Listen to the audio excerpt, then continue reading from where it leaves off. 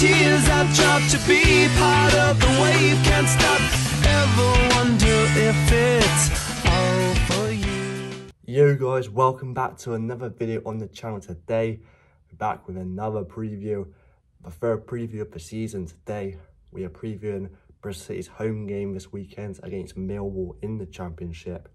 If you guys enjoy this, guys, make sure you leave a like, subscribe. It would be massively appreciative. It helps out the channel a lot. But without further ado, let's get into it. So Millwall, you know, they've had pretty much a similar start to the season to us.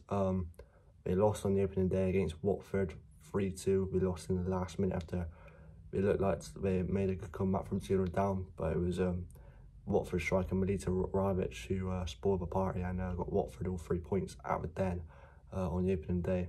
But then they did beat Millwall, beat Portsmouth, in the Carabao Cup first round. That was a good result for them, beat them 1-0 thanks to one of their academy players, Romain Esse, getting on the score sheet in that one, and now they are rewarded with a home tie against Leyton Orient in the second round, which they'll very much take. Getting a lower league club gives them a good chance to get through to the next round and potentially drawing a big Pro League club. Let's wait and see if Millwall can get on a little cup run there. But attention turns back to their league this weekend as they travel down to Ashton Gate, and yeah, they've made a couple of good signings. Of course, the main one being Macaulay Langstaff from Notts County. This guy, you know, he was only playing National League a couple of seasons ago, but still, regardless of the level, boys, you know, he scored a load of goals across the last few seasons. 103 goals, in fact, in the last 4 seasons. This guy, it's all he's ever known. He eats goals for breakfast, lunch, and dinner. So if he starts, then yeah, he will be a real threat for us. Of course, they signed new goalkeeper Lucas Jensen, Tanganga from Spurs on a permanent as well. So they made some decent signs for Simon Millwall. Of course, if you guys see my short video yesterday of us signing George Urphy on loan from West Ham yesterday, you know, I'm very excited about that signing. I think he's going to be a real key player for us, a young midfielder who did very well for the West Ham under-21s last season, getting a load of goal contributions. So it seems a very, very intriguing player that we've now got on loan for the season. Worked with Manning before actually as well. He did do some match at the under-21s team, I do believe. Manning did, so it's another one, another player coming through the door, which Manning knows a lot about, which is really good. And yeah, well, if we're looking at the head-to-head though, it doesn't bode well for us coming into this game. We only won 1 meeting against Millwall, actually out of the last 5. Of course, last season it was chucking out with rain. It was New Year's, and it wasn't a good start to the year for us. We lost 1-0 in the last minute. You know, I already left the stadium before and yeah, so I missed the goal. So that was fun. Then the season before that, we lost 2-1. You know, O'Leary had a mix-up at the back, coming to collect the ball and didn't quite get there, and it just rolled into the net for Zian Fleming. I remember that goal. Yeah, it was painful to watch, really. Mill even missed a pen at the end, but we still went on to win.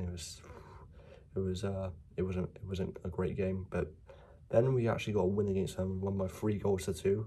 That was at the start of 2022 January. That was the 2nd of January, so I like the New Year's fixture as well. That was actually one to remember for us. Andy Vyman scoring a hat-trick.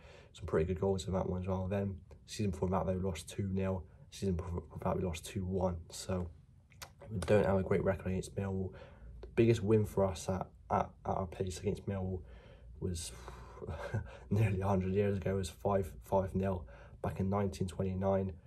They've had a couple of good wins. Their biggest wins, 2 4-1 wins, one in 1931, and then exactly 60 years later in 1991 as well, winning 4-1.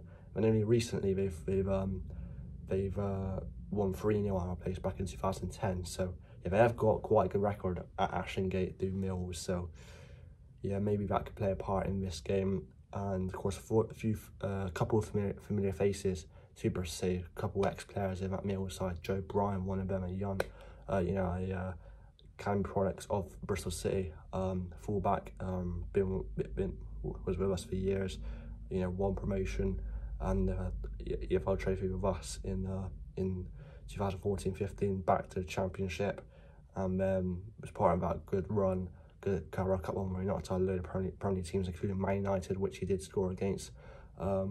So yeah, he's a very, very good player, and one to look out for Millwall coming back to Ashengate. And also they got George Saville, the midfielder.